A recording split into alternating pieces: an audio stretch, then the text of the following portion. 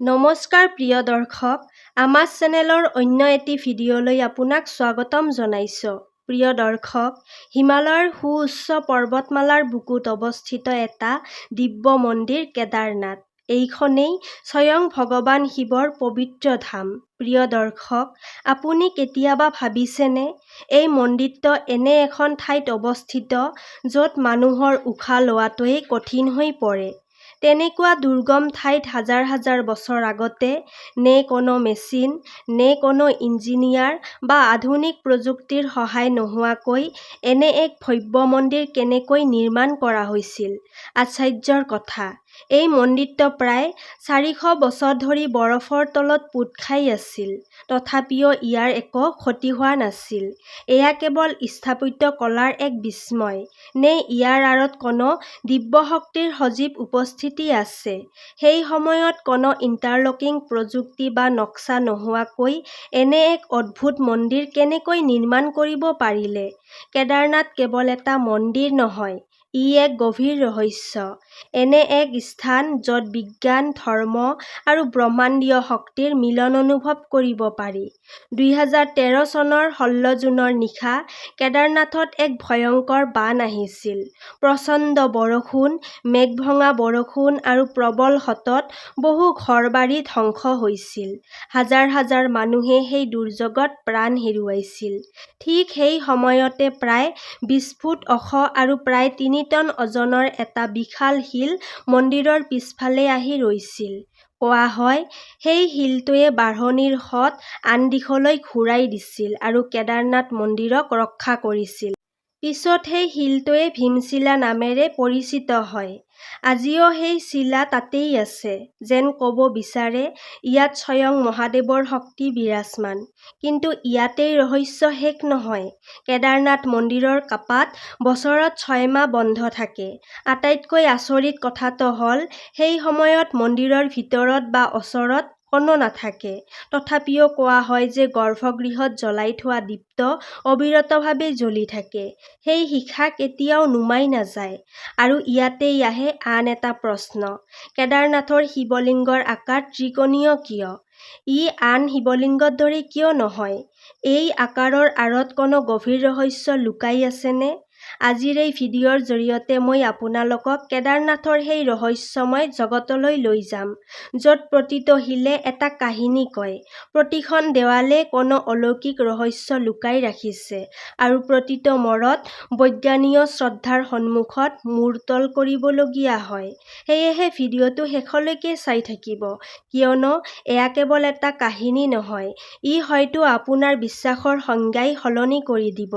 আৰু যদি আপুনি আমাৰ চেনেলত নতুন, তেন্তে চেনেলটো ছাবস্ক্ৰাইব কৰিবলৈ নাপাহৰিব আৰু লগতে কমেণ্ট বক্সত হৰ হৰ মহাদেৱ বুলি নিশ্চয় লিখিব। কেদাৰনাথ মন্দিৰ হিমালয়ৰ কোলাত অৱস্থিত। ইয়াক স্বয়ং ভগৱান শিৱৰ পবিত্ৰ ধাম বুলি গণ্য কৰা হয়। সমুদ্ৰ পৃষ্ঠৰ পৰা প্ৰায় ৩৫৮৩ মিটাৰ উচ্চতাত অৱস্থিত। এই মন্দিৰটো দেখি এটা প্ৰশ্ন মনলৈ আহে যে ইমান ভব্য মন্দিৰ শেষত কোনে নিৰ্মাণ কৰিছিল? কোনো দেৱতাই, নে প্ৰাচীন ভাৰতৰ কোনো অসাধাৰণ স্থপতি বা অভিযন্তাই? কেদাৰনাথ মন্দিৰৰ স্থাপত্য নিজেই এক বিস্ময়। ই বিশেষ ধৰণৰ বাদামী ৰঙৰ বিশাল শিলেৰে নিৰ্মিত, অথচ এই ধৰণৰ শিল সেই অঞ্চলত পোৱা নাযায়। এতিয়া এবাৰ কল্পনা কৰক, যেতিয়া এই মন্দিৰ নিৰ্মাণ কৰা হৈছিল, তেতিয়া ৬ৰ পৰা ৮ টন ওজনৰ বিশাল শিলবোৰ ২০ৰ পৰা ৩০ কিলোমিটাৰ দূৰৰ পৰা কঢ়িয়াই আনি ১২,০০০ ফুট উচ্চতালৈ তুলি অনা হৈছিল। সেই সময়ত কোনো মেচিন নাছিল, কোনো ক্ৰেইন নাছিল। তেন্তে এই কাম কেনেকৈ সম্ভৱ হৈছিল? আজি আমাৰ ওচৰত আধুনিক প্ৰযুক্তি থকাৰ পিছতো এনে কাম অতি কঠিন। আটাইতকৈ আচৰিত কথাটো হ'ল, এই শিলবোৰ জোৰা লগাবলৈ চিমেণ্টৰ ব্যৱহাৰ কৰা হোৱা নাছিল। ইয়াৰ সলনি এক বিশেষ ইণ্টাৰলকিং পদ্ধতি ব্যৱহাৰ কৰা হৈছিল। এই পদ্ধতিত শিলবোৰ এনেদৰে কাটি আৰু মিলাই লগোৱা হয় যে কোনো বাহ্যিক সহায় অবিহনেও সিহঁত দৃঢ়ভাৱে একেলগে সংযুক্ত হৈ থাকে। এই প্ৰযুক্তি ইমানেই শক্তিশালী যে ২০১৩ চনৰ ভয়ংকৰ বানত বহু ঘৰ, পথ আৰু গছ-গছনি ধ্বংস হৈ গ'ল যদিও কেদাৰনাথ মন্দিৰ অটল হৈ থিয় হৈ থাকিল। বহু বিশেষজ্ঞৰ মতে ইয়াৰ এটা গুৰুত্বপূৰ্ণ কাৰণ হৈছে এই ইণ্টাৰলকিং নিৰ্মাণ পদ্ধতি। এই মন্দিৰ ইমান মজবুত যে প্ৰচণ্ড বৰষুণ, বৰফপাত, আনকি ভূমিকম্পৰ দৰে প্ৰাকৃতিক দুৰ্যোগও সহ্য কৰিব পাৰে। যদি কেদাৰনাথ মন্দিৰৰ বয়সৰ কথা কোৱা হয়, তেন্তে ভাৰতীয় পুৰাতত্ত্ব সৰ্বেক্ষণ (ASIৰ মতে কাৰ্বন ডেটিং আদি বৈজ্ঞানিক পদ্ধতিৰ জৰিয়তে অনুমান কৰা হৈছে যে এই মন্দিৰ প্ৰায় ১,২০০ৰ পৰা ১,৫০০ বছৰ পুৰণি। কিন্তু হিন্দু বিশ্বাস অনুসৰি এই মন্দিৰৰ ইতিহাস ৫,০০০ বছৰৰো অধিক পুৰণি। বিশ্বাস কৰা হয় যে এই মন্দিৰ পাণ্ডৱসকলে নিৰ্মাণ কৰিছিল। কিন্তু কেনেকৈ? সেই কথা অলপ পিছতেই জানিব। মহাভাৰতৰ যুদ্ধ শেষ হৈছিল। যুদ্ধত পাণ্ডৱসকলে নিজৰ আত্মীয়স্বজন আৰু গুৰুজনৰ মৃত্যুৰ কাৰণ হৈছিল। সেই মহাপাপৰ পৰা মুক্তি পাবলৈ তেওঁলোকে ভগৱান শিৱৰ শৰণাপন্ন হ'ল। কিন্তু ভগৱান শিৱ তেওঁলোকৰ ওপৰত অসন্তুষ্ট আছিল। সেইবাবে তেওঁ পাণ্ডৱসকলক দৰ্শন দিব নিবিচাৰিলে। তেওঁ এটা মহিষৰ ৰূপ ধৰি কেদাৰ অঞ্চলত থকা আন মহিষবোৰৰ লগত মিহলি হৈ গুচি যাবলৈ ধৰিলে। কিন্তু পাণ্ডৱসকলৰ ভক্তি অটল আছিল। ভীমে সকলো মহিষে পাৰ হ'ব পৰা এখন সংকীৰ্ণ পথ তৈয়াৰ কৰিলে আৰু সকলো মহিষক তাৰ মাজেৰে যাবলৈ বাধ্য কৰিলে। ঠিক তেতিয়াই যুধিষ্ঠিৰৰ চকু এটা মহিষৰ ওপৰত পৰিল, যিটো বাকীবোৰৰ দৰে আগবাঢ়ি যোৱা নাছিল। সেই মুহূৰ্ততে তেওঁ বুজি পালে সেই মহিষ আন কোনো নহয়, স্বয়ং ভগৱান শিৱ। ভীমে সেই মহিষটোক ধৰিবলৈ চেষ্টা কৰিলে, কিন্তু সেই মুহূৰ্ততে মহিষটো লাহে লাহে মাটিৰ ভিতৰত সোমাই যাবলৈ ধৰিলে। ভীমে তাৰ কুষ্ঠ ধৰি ৰাখিলে আৰু সেই অংশটোহে মাটিৰ ওপৰত থাকি গ'ল। বিশ্বাস কৰা হয় যে সেই কুঁজেই আজি কেদাৰনাথৰ শিৱলিংগ হিচাপে পূজা কৰা হয়। এই কাৰণেই কেদাৰনাথক চাৰিধামৰ অন্যতম পবিত্ৰ ধাম বুলি গণ্য কৰা হয়। বিশ্বাস অনুসৰি ভগৱান শিৱৰ আন অংগসমূহ বিভিন্ন স্থানত প্ৰকাশ পাইছিল: বাহু তুংগনাথত, মুখ ৰুদ্ৰনাথত, নাভি মধ্য মহেশ্বৰত আৰু জটা কল্পেশ্বৰত। এই ৫টা পবিত্ৰ স্থানক একেলগে পঞ্চ-কেদাৰ বুলি কোৱা হয়। ইয়াৰ পিছত ভগৱান শিৱে পাণ্ডৱসকলক দৰ্শন দিলে আৰু তেওঁলোকক পাপৰ পৰা মুক্তি প্ৰদান কৰিলে। কোৱা হয় সেই স্মৃতিতেই পাণ্ডৱসকলে ভগৱান শিৱৰ এই ভব্য কেদাৰনাথ মন্দিৰ নিৰ্মাণ কৰিছিল। কিন্তু কাহিনী ইয়াতেই শেষ নহয়। ৮ম শতিকাত আদি শংকৰাচাৰ্যই সমগ্ৰ ভাৰত ভ্ৰমণ কৰি কেদাৰনাথ মন্দিৰৰ পুনৰ সংস্কাৰ আৰু পুনঃস্থাপনৰ কাম কৰিছিল। লগতে তেওঁ দেশৰ ৪টা দিশত ৪খন পবিত্ৰ ধামৰ পৰম্পৰাক সুসংগঠিত কৰিছিল, যিবোৰক আজি আমি চাৰিধাম নামেৰে জানো। আশ্চৰ্যৰ বিষয় যে তেওঁ এই মহান কামবোৰ মাত্ৰ ৩২ বছৰ বয়সতে সম্পন্ন কৰিছিল। তেওঁ পূজা-পাঠৰ এক সুসংগঠিত বিধি-ব্যৱস্থা প্ৰচলন কৰিছিল। আজিও কেদাৰনাথ আৰু বদ্ৰীনাথৰ দৰে বহু মন্দিৰত সেই পৰম্পৰা অনুসৰি পূজা কৰা হয়।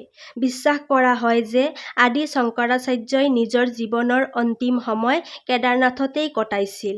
তেওঁৰ সমাধি আজিও তাত অৱস্থিত, যাক ভক্তসকলে গভীৰ শ্ৰদ্ধাৰে দৰ্শন কৰে। কেদাৰনাথ মন্দিৰলৈ যোৱাৰ পথ অতি দুৰ্গম। এই যাত্ৰা কেৱল এখন তীৰ্থযাত্ৰা নহয়, ই আস্থা, সাহস আৰু প্ৰকৃতিৰ সৈতে এক গভীৰ সংযোগৰ অনুভৱ। কেদাৰনাথৰ আটাইতকৈ ওচৰৰ ৰেলৱে ষ্টেচন হৈছে ঋষিকেশ, যিটো মন্দিৰৰ পৰা প্ৰায় ২০০ কিলোমিটাৰ দূৰৈত। ইয়াৰ পৰা ভক্তসকলে পথেৰে শনপ্ৰয়াগলৈ যায়, য'লৈ যাবলৈ প্ৰায় ১০ ঘণ্টা সময় লাগে। শনপ্ৰয়াগৰ পিছত ব্যক্তিগত বাহনৰ অনুমতি নাই। সেয়ে যাত্ৰীসকলে চৰকাৰী জীপত প্ৰায় ৫ কিলোমিটাৰ পথ অতিক্ৰম কৰি গৌৰীকুণ্ড পায়। তাৰ পিছত আৰম্ভ হয় ১৬ কিলোমিটাৰৰ কঠিন খোজকাঢ়ি যোৱাৰ যাত্ৰা। মন্দাকিনী নদীৰ কাষেৰে বৰফেৰে আবৃত পৰ্বতৰ মাজেৰে আগবাঢ়ি যোৱা এই পথ প্ৰতিজন তীৰ্থযাত্ৰীৰ বাবে এক অবিস্মৰণীয় অভিজ্ঞতা। কেদাৰনাথ নিজৰ অনন্য স্থাপত্য আৰু দিব্য মহিমাৰ বাবে সমগ্ৰ বিশ্বৰ মানুহৰ দৃষ্টি আকৰ্ষণ কৰে। ৱাডিয়া ইনষ্টিটিউট অৱ হিমালয়ান জিঅ'লজিৰ এক অধ্যয়ন অনুসৰি এই মন্দিৰ প্ৰায় ৪০০ বছৰ ধৰি বৰফৰ তলত পোত খাই আছিল। তথাপিও ইয়াত কোনো ক্ষতি হোৱা নাছিল। আনকি ২০১৩ চনৰ ভয়ংকৰ বানেও এই মন্দিৰক ধ্বংস কৰিব নোৱাৰিলে।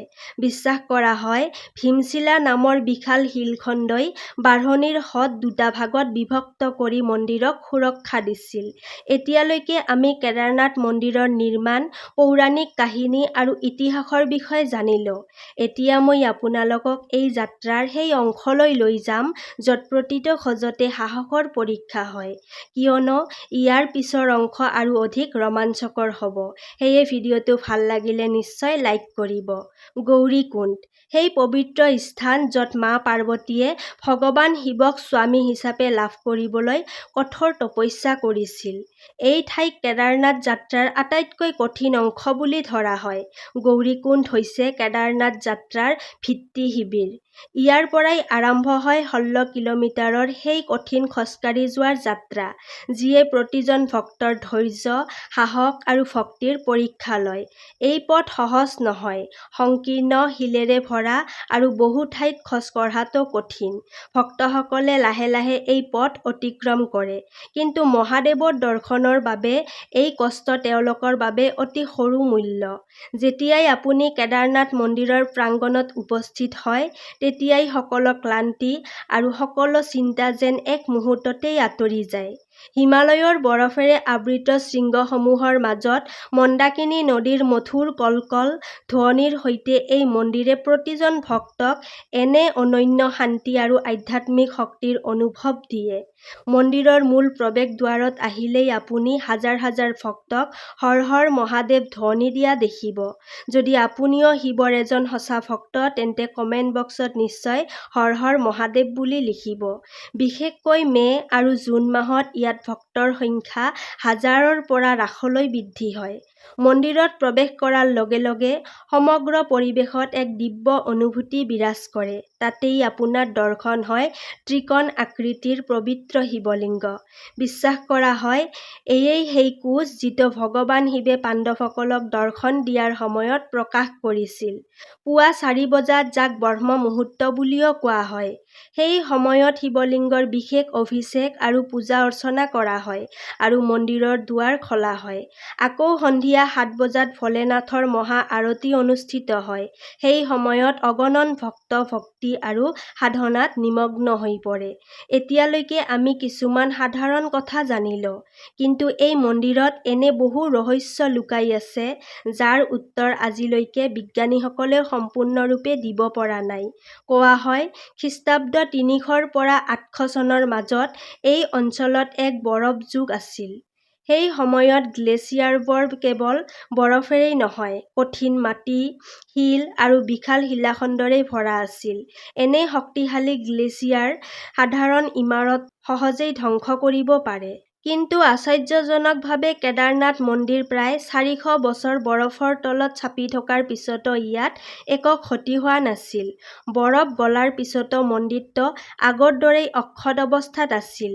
বিজ্ঞানীসকলৰ মতে, ইয়াৰ অন্যতম কাৰণ হৈছে মন্দিৰ নিৰ্মাণত ব্যৱহাৰ কৰা বিশেষ ইণ্টাৰলকিং প্ৰযুক্তি, যিয়ে বৰফৰ প্ৰচণ্ড চাপ সহ্য কৰিবলৈ সক্ষম হৈছিল। কেদাৰনাথ মন্দিৰ বছৰত মাত্ৰ 6 মাহ খোলা থাকে, অক্ষয় তৃতীয়াৰ পৰা ভাই দুজলৈকে। বাকী 6 মাহ প্ৰচণ্ড বৰফপাতৰ বাবে মন্দিৰ বন্ধ থাকে। হিন্দু বিশ্বাস অনুসৰি এই সময়ছোৱাত যক্ষ আৰু গন্ধৰ্বসকলে স্বয়ং ভগৱান শিৱৰ পূজা কৰে, আৰু বহুতেই কোৱা মতে মন্দিৰ পুনৰ খোলাৰ সময়ত ভূগৃহত থকা ফুল, বেলপাত আৰু পূজাৰ সামগ্ৰী সতেজ অৱস্থাত পোৱা যায়, যেন মাত্ৰ অলপ আগতেই পূজা কৰা হৈছে। কিন্তু আটাইতকৈ ডাঙৰ আশ্চৰ্য হৈছে অখণ্ড জ্যোতি। মন্দিৰ বন্ধ কৰাৰ আগতেই জ্বলাই থোৱা সেই দীপটো কোৱা হয় যে কোনো তদাৰক নোহোৱাকৈ সম্পূৰ্ণ ছমাহ ধৰি অবিৰতভাৱে জ্বলি থাকে। বাহিৰৰ তাপমাত্ৰা -20 ডিগ্ৰী চেলছিয়াছ, চাৰিওফালে কেইবা ফুট ডাঠ বৰফ, মন্দিৰ সম্পূৰ্ণ বন্ধ, ভিতৰত বায়ুৰ চলাচল নাই, তথাপিও দীপটো কেনেকৈ জ্বলি থাকে? ঘিউ শেষ নহয় কিয়? এই প্ৰশ্নৰ উত্তৰ বিজ্ঞানৰ ওচৰত নাই। ভক্তসকলে ইয়াক ভগৱান শিৱৰ দিব্য শক্তি বুলি বিশ্বাস কৰে। এতিয়া শুনক এটা কাহিনী যিয়ে আপোনাক ভাবিবলৈ বাধ্য কৰিব। বহু শতিকা আগতে এজন ভক্ত দুমাহ খোজকাঢ়ি কেদাৰনাথলৈ আহিছিল। তেতিয়া পথ নাছিল, ৰেল নাছিল। কিন্তু মন্দিৰত উপস্থিত হোৱাৰ সময়ত কাপাট বন্ধ কৰাৰ সময় হৈ গৈছিল। ভক্তজনে বহুত অনুৰোধ কৰিলে, কিন্তু পূজাৰীয়ে কাপাট নুখুলিলে। হঠাৎ ভক্তজন মন্দিৰৰ বাহিৰতেই বহি থাকিল। প্ৰচণ্ড ঠাণ্ডা, ভোকত তেওঁ কঁপি আছিল। ঠিক তেতিয়াই এজন অঘৰী আহিল। তেওঁৰ হাতত ত্ৰিশূল আৰু ডমৰু আছিল। তেওঁ ভক্তজনক খাদ্য দিলে আৰু জুই জ্বলাই দিলে। পুৱা হোৱাৰ পিছত ভক্তজনে দেখিলে মন্দিৰৰ কাপাট খোলা। তেওঁ আচৰিত হৈ পূজাৰীক সুধিলে, ইমান সোনকালে কাপাট কেনেকৈ খুলিল? পূজাৰীয়ে ক'লে, আজি 6 মাহ পিছত মন্দিৰৰ কাপাট খোলা হৈছে। এই কথা শুনি ভক্তজন স্তব্ধ হৈ গ'ল। তেওঁ ৰাতিৰ সকলো ঘটনা পূজাৰীক ক'লে। পূজাৰীয়ে বুজি পালে যে সেই অঘৰী আন কোনো নহয়, স্বয়ং মহাদেৱ, যিয়ে নিজৰ ভক্তক ৰক্ষা কৰিবলৈ আহিছিল। কেদাৰনাথ মন্দিৰৰ পূজাৰীসকলক ৰাৱল বুলি কোৱা হয়। তেওঁলোক উডুপি জিলাৰ বীৰশৈৱ ব্ৰাহ্মণ সম্প্ৰদায়ৰ। পুৰুষানুক্ৰমে তেওঁলোকে এই মন্দিৰত বৈদিক পৰম্পৰা অনুসৰি পূজা অৰ্চনা কৰি আহিছে। পুৱা ব্ৰহ্ম মুহূৰ্তত শিৱলিংগক পবিত্ৰ জলেৰে স্নান কৰোৱা হয়। ঘিউৰ প্ৰলেপ দি আৰতি কৰা হয়। সন্ধিয়া শিৱলিংগৰ বিশেষ শৃংগাৰ কৰা হয়, যিটো দূৰৰ পৰা ভক্তসকলে দৰ্শন কৰে। আপুনি জানেনে, কেদাৰনাথ মন্দিৰৰ সৈতে ৰামেশ্বৰম মন্দিৰৰো এক গভীৰ সম্পৰ্ক আছে। প্ৰায় 2800 কিলোমিটাৰ দূৰত অৱস্থিত হ'লেও কেদাৰনাথ, কালেশ্বৰ, ওঙ্কাৰেশ্বৰ, মহাকালেশ্বৰ আৰু ৰামেশ্বৰম এই শিৱ মন্দিৰসমূহ প্ৰায় 79 ডিগ্ৰী পূব দেশান্ত ৰেখাৰ কাষেৰে একেই সৰল ৰেখাত অৱস্থিত বুলি উল্লেখ কৰে। বিশ্বাস কৰা হয় যে প্ৰাচীন ঋষিসকলে জ্যোতিষ আৰু বাস্তুশাস্ত্ৰৰ গণনাৰ আধাৰত এই মন্দিৰসমূহ স্থাপন কৰিছিল। বিদেশৰ কিছুমান গৱেষকে এই কাল্পনিক শক্তিৰেখাক লে লাইন নামেৰে অভিহিত কৰিছে। উল্লেখযোগ্য যে লে লাইনৰ ধাৰণাটো মূলধাৰাৰ বিজ্ঞানত প্ৰমাণিত সত্য হিচাপে গ্ৰহণ কৰা হোৱা নাই। ই এক জনপ্ৰিয়, আধ্যাত্মিক আৰু বিকল্প মতামত হিচাপে বিবেচিত। এই শক্তিৰেখাই এই পবিত্ৰ স্থানসমূহক ইটোৰ লগত সিটোক সংযোগ কৰিছে। ভাৰতীয় শাস্ত্ৰত ইয়াক নিদামণ্ডল বুলি কোৱা হয়। বিশ্বাস কৰা হয়, এই শক্তিক্ষেত্ৰত সাধনা আৰু ধ্যানৰ এক দিব্য আভা অনুভৱ কৰিব পাৰি। বহুতেই বিশ্বাস কৰে এই শক্তিয়েই এই সকলো মন্দিৰক আধ্যাত্মিকভাৱে অধিক শক্তিশালী কৰি তোলে। এতিয়া আপুনি এই ভিডিঅ'ৰ অন্তিম অংশলৈ আহি পাইছে। এতিয়া মই আপোনালোকক এটা ৰহস্যময় কাহিনী ক'ম। কোৱা হয়, এই কাহিনী যিয়ে মনোযোগেৰে শুনে তেওঁৰ ওপৰত ভগৱান শিৱৰ আশীৰ্বাদ সদায় থাকে। সেয়ে কাহিনীটো শেষলৈকে নিশ্চয় শুনিব, কিয়নো ই আপোনাৰ জীৱনলৈ নতুন প্ৰেৰণা আনিব পাৰে। বহু বছৰ আগতে কেদাৰনাথ নিজৰ সম্পূৰ্ণ ঐশ্বৰ্যৰে উজ্বলি আছিল।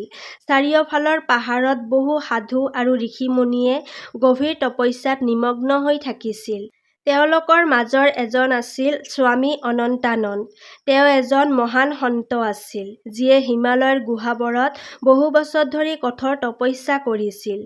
এদিন গভীৰ ধ্যানত নিমগ্ন অৱস্থাত স্বামী অনন্তানন্দে এক দিব্যদৃষ্টি লাভ কৰিলে। সেই দৃষ্টিৰ জৰিয়তে তেওঁ কেদাৰনাথৰ ওচৰতে থকা এখন গোপন গুহাৰ সন্ধান পালে। কিন্তু সেই গুহাৰ প্ৰৱেশদ্বাৰ ইমানেই ৰহস্যময় আছিল যে কোনো সাধাৰণ মানুহে তাত প্ৰৱেশ কৰিব নোৱাৰিছিল। গুহাৰ ভিতৰত আছিল এক প্ৰাচীন আৰু দিব্য শিৱলিংগ। বিশ্বাস কৰা হয়, এই শিৱলিংগ স্বয়ং ভগৱান শিৱে প্ৰতিষ্ঠা কৰিছিল। ই কোনো সাধাৰণ শিৱলিংগ নাছিল, বৰঞ্চ এক অলৌকিক শক্তিৰ আধাৰ আছিল। কোৱা হয়, এই শক্তিয়ে সঁচা ভক্তৰ সকলো মনোকামনা পূৰণ কৰিব পাৰে। কিন্তু গুহাত প্ৰৱেশ কৰাৰ এটা চৰ্ত আছিল, যিজনৰ হৃদয় সম্পূৰ্ণ পবিত্ৰ আৰু যিজনৰ ভগৱান শিৱৰ ওপৰত অটল ভক্তি আছে, কেৱল তেনেকুৱা ব্যক্তিয়েহে গুহাত প্ৰৱেশ কৰিব পাৰিব। এই গোপন কথা আন কোনেও নাজানিছিল, কেৱল স্বামী অনন্তানন্দ শিষ্য হৰিষেই জানিছিল। কিয়নো স্বয়ং ভগৱান শিৱে এই ৰহস্য স্বামী অনন্তানন্দক জনাইছিল। হৰিষ এজন যুৱ সাধক আছিল। তেওঁ নিজৰ গুৰুক ভগৱানৰ সমান মানিছিল আৰু তেওঁৰ প্ৰতিটো উপদেশ হৃদয়ত ধাৰণ কৰিছিল। যেতিয়া স্বামী স্বামী অনন্তানন্দে গুহাৰ কথা ক'লে হৰিশৰ মনত সেই গুহা বিচাৰি উলিওৱাৰ তীব্ৰ ইচ্ছা জাগি উঠিল। গুৰুৱে তেওঁক সতৰ্ক কৰি ক'লে, হৰিশ, এই যাত্ৰা সহজ নহ'ব। গুহাৰ ভিতৰত বহু বিপদজনক পৰীক্ষা আৰু সাঁথৰ আছে। কেৱল জ্ঞানী আৰু শিৱৰ প্ৰকৃত ভক্তই সেইবোৰ পাৰ হ'ব পাৰিব। হৰিশে গুৰুৰ আশীৰ্বাদ লৈ কেদাৰনাথলৈ যাত্ৰা আৰম্ভ কৰিলে। যাত্ৰা যিমানেই আগবাঢ়িল সিমানেই কঠিন হৈ আহিল। হিমালয়ৰ সুউচ্চ পৰ্বত, কঁপাই দিয়া ঠাণ্ডা আৰু বনৰীয়া জন্তু প্ৰতিটো খোজতেই নতুন নতুন বিপদ অপেক্ষা কৰি আছিল। কিন্তু হৰিশৰ অটল ভক্তি আৰু দৃঢ় সংকল্পই তেওঁক আগবাঢ়ি যোৱাৰ সাহস দিলে। বহুদিনৰ কষ্টকৰ যাত্ৰাৰ পিছত তেওঁ অৱশেষত কেদাৰনাথত উপস্থিত হ'ল। গুৰুৰ কথাবোৰ মনত পেলাই তেওঁ গোপন গুহাটো বিচাৰিবলৈ আৰম্ভ কৰিলে। মন্দিৰৰ পিছফালে তেওঁ এটা বিশাল শিল দেখিলে, যিটো আন শিলবোৰৰ পৰা সম্পূৰ্ণ পৃথক দেখা গৈছিল। স্বামী অনন্তানন্দে তেওঁক এটা বিশেষ মন্ত্ৰ শিকাই দিছিল। হৰিশে গভীৰ উশাহ লৈ সেই মন্ত্ৰ জপিবলৈ ধৰিলে।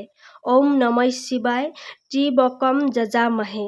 মন্ত্ৰ উচ্চাৰণ কৰাৰ লগে লগে সেই বিশাল শিলটো আঁতৰি গ'ল আৰু এখন সংকীৰ্ণ পথ দেখা পালে।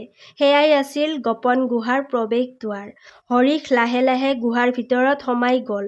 দূৰত এটা ম্লান টিমটিমীয়া পোহৰ দেখা গৈছিল। তেওঁ সেই পোহৰৰ ফালে আগবাঢ়ি গ'ল। ঠাণ্ডা বতাহ আৰু গভীৰ নীৰৱতাই তেওঁৰ মনত ভয়ৰ সৃষ্টি কৰিছিল। তথাপিও তেওঁ থমকি নৰল। সংকীৰ্ণ পথ শেষ হোৱাৰ পিছত তেওঁ এটা বিশাল কোঠালীত উপস্থিত হ'ল। তাত ৩খন দুৱাৰ আছিল। প্ৰতিখন দুৱাৰৰ ওপৰত এটা সাঁথৰ লিখা আছিল। সাঁথৰৰ সঠিক উত্তৰ দিলেহে আগবাঢ়িব পাৰি। ভুল উত্তৰ দিলে গুহাৰ ভিতৰতে চিৰদিনৰ বাবে আবদ্ধ হৈ থাকিব লাগিব। সাঁথৰবোৰ আছিল, মই কেতিয়াও নুশু কিন্তু সদায় সপোন দেখোঁ। মই সকলো ঠাইতেই আছোঁ কিন্তু ক'তো দেখা নাপাওঁ। মই সকলোকে স্পৰ্শ কৰোঁ কিন্তু মোক কোনেও স্পৰ্শ কৰিব নোৱাৰে। হৰিশে গভীৰভাৱে চিন্তা কৰিবলৈ ধৰিলে। দীঘলীয়া চিন্তাৰ পিছত তেওঁ গুৰুৰ শিক্ষা মনত পেলালে। তেওঁ বুজি পালে, এই সাঁথৰবোৰ ভগৱান শিৱৰ পঞ্চভূত পৃথিৱী, জল, অগ্নি, বায়ু আৰু আকাশৰ লগত জড়িত। তেওঁ তৃতীয় দুৱাৰখন বাছি ল'লে কিয়নো সেয়া বায়ুৰ প্ৰতীক। বায়ুৱে সকলোকে স্পৰ্শ কৰে কিন্তু তাক কোনেও ধৰি ৰাখিব নোৱাৰে। তেওঁ তৃতীয় দুৱাৰৰ ভিতৰত সোমোৱাৰ লগে লগে দুৱাৰখন বন্ধ হৈ গ'ল। তেওঁৰ উত্তৰ সঠিক আছিল। এতিয়া হৰিশ দ্বিতীয় কোঠালীত উপস্থিত হ'ল। তাত তেওঁ এটা বিশাল দাপোন দেখিলে কিন্তু সেয়া কোনো সাধাৰণ দাপোন নাছিল। যিয়ে সেই দাপোনত নিজৰ মুখ চাইছিল তেওঁ নিজৰ আটাইতকৈ ডাঙৰ ভয়, সন্দেহ আৰু দুৰ্বলতা দেখা পাইছিল। হৰিশৰ আটাইতকৈ ডাঙৰ ভয় আছিল অকলশৰীয়া হৈ যোৱা। দাপোনে তেওঁৰ সেই ভয়ক এক ভয়ংকৰ ৰূপত দেখুৱালে। এটা মুহূৰ্তৰ বাবে হৰিশ ভয় খাই গ'ল। কিন্তু তেওঁ হাৰ নামানিলে। তেওঁ চকু মুদি ভগৱান শিৱক ধ্যান কৰিলে আৰু ওম নমঃ শিৱায় মন্ত্ৰ জপিবলৈ আৰম্ভ কৰিলে। লাহে লাহে তেওঁৰ মন শান্ত হৈ আহিল। তাৰ পিছত তেওঁ দৃঢ়তাৰে ক'লে, মই মোৰ ভয়তকৈও ডাঙৰ, কিয়নো মোৰ লগত স্বয়ং ভগৱান শিৱ আছে। এই কথা কোৱাৰ লগে লগে তেওঁ নিজৰ ভয়ক জয় কৰিলে আৰু দাপোনত দেখা সেই ভয়ংকৰ প্ৰতিচ্ছবিখন মুহূৰ্ততে অদৃশ্য হৈ গ'ল। এতিয়া দাপোনখনত হৰিশে নিজৰ প্ৰতিচ্ছবিখন এগৰাকী আত্মনিৰ্ভৰ, শক্তিশালী যোদ্ধা হিচাপে দেখিবলৈ পালে। মুহূৰ্ততে সেই দাপোনখন অদৃশ্য হৈ গ'ল। লগে লগে এটা নতুন পথ খুলি গ'ল, যিটো গুহাৰ আৰু গভীৰলৈ লৈ গৈছিল। হৰিশ এতিয়া শেষৰ কোঠালীত উপস্থিত হ'ল। তাত তেওঁ এটা দিব্য শিৱলিংগ দেখিলে। ক'লা শিলেৰে নিৰ্মিত সেই শিৱলিংগৰ চাৰিওফালে এক অলৌকিক পোহৰ বিয়পি আছিল। শিৱলিংগটো দেখাৰ লগে লগে হৰিশৰ গাটো কঁপি উঠিল। সেই ঠাইৰ আধ্যাত্মিক শক্তি ইমানেই প্ৰবল আছিল যে তেওঁ নিজেই শিৱলিংগৰ সন্মুখত মূৰ তোল কৰিলে। তেওঁ দুয়োখন হাত জোৰ কৰি নিজৰ মনৰ ইচ্ছা প্ৰকাশ কৰিলে, হে মহাদেৱ, মোক এনে শক্তি দিয়ক যাতে মই মোৰ গুৰুৰ সপোন পূৰণ কৰিব পাৰোঁ। ঠিক তেতিয়াই আকাশবাণী হ'ল, হে ভক্ত, তুমি তোমাৰ ভক্তি, সাহস আৰু নিষ্ঠাৰ জৰিয়তে এই গুহাৰ ৰহস্য উন্মোচন কৰিছা। এই শিৱলিংগই তোমাক সেই শক্তি দিব যি শক্তি তোমাৰ নিজৰ হৃদয়তেই লুকাই আছে। কিন্তু মনত ৰাখিবা, এই শক্তি সদায় আনৰ মংগলৰ বাবেহে ব্যৱহাৰ ব্যৱহাৰ কৰিবা। হৰিষে মূৰতল কৰি ভগৱান শিৱৰ ওচৰত কৃতজ্ঞতা জ্ঞাপন কৰিলে। এতিয়া তেওঁৰ মনত এটা চিন্তা আহিল, তেওঁ নিৰাপদে নিজৰ গুৰুৰ ওচৰলৈ উভতি যাব পাৰিবনে? কিন্তু যেতিয়া তেওঁ গুহাৰ পৰা ওলাই যাবলৈ চেষ্টা কৰিলে, তেতিয়া দেখিলে যে মূল দুৱাৰখন পুনৰ বন্ধ হৈ গৈছে। তেওঁ মন্ত্ৰ উচ্চাৰণ কৰিলে, কিন্তু দুৱাৰখন খোল নাখালে। ঠিক সেই মুহূৰ্ততে তেওঁৰ গুৰুৰ কথা মনত পৰিল। গুৰুৱে কৈছিল, যিয়ে এই দিব্য গুহাত প্ৰৱেশ কৰে, তেওঁ বাহিৰ ওলাবলৈ হ'লে এটা বলিদান দিবই লাগিব, আৰু সেই বলিদান হ'ব লাগিব তেওঁৰ আটাইতকৈ প্ৰিয় বস্তু। হৰিক গভীৰ চিন্তাত পৰিল। তেওঁৰ ওচৰত তেনে মূল্যৱান একোৱেই নাছিল, কেৱল তেওঁৰ গুৰুৱে দিয়া ৰুদ্ৰাক্ষৰ মালাডাল আছিল, যিটো তেওঁৰ জীৱনত আটাইতকৈ বেছি ভাল পাইছিল। হৰিষে সেই মালাডাল শিৱলিংগৰ ওপৰত অৰ্পণ কৰি ক'লে, হে মহাদেৱ, এয়াই মোৰ বলিদান, মোক মুক্তি দিয়ক। এই কথা কোৱাৰ লগে লগে মূল দুৱাৰখন নিজে নিজেই খোল খাই গ'ল। হৰিষ নিৰাপদে গুহাৰ পৰা ওলাই আহিল, কিন্তু তেওঁৰ মন অলপ বিষাদেৰে ভৰি পৰিছিল। তথাপিও তেওঁ অনুভৱ কৰিছিল যে যি বস্তু তেওঁ হেৰুৱালে সেয়া ভগৱান শিৱৰ শৰণত সমৰ্পিত হৈছে। যেতিয়া হৰিষ নিজৰ গাঁৱলৈ উভতি আহিল, তেতিয়া দেখিলে যে সমগ্ৰ গাঁৱত এক ভয়ংকৰ মহামাৰী বিয়পি পৰিছে। চাৰিওফালে মানুহ অসুস্থ, বহুতেই মৃত্যুৰ সৈতে যুঁজি আছে আৰু সকলোৱে সহায় বিচাৰি আছে।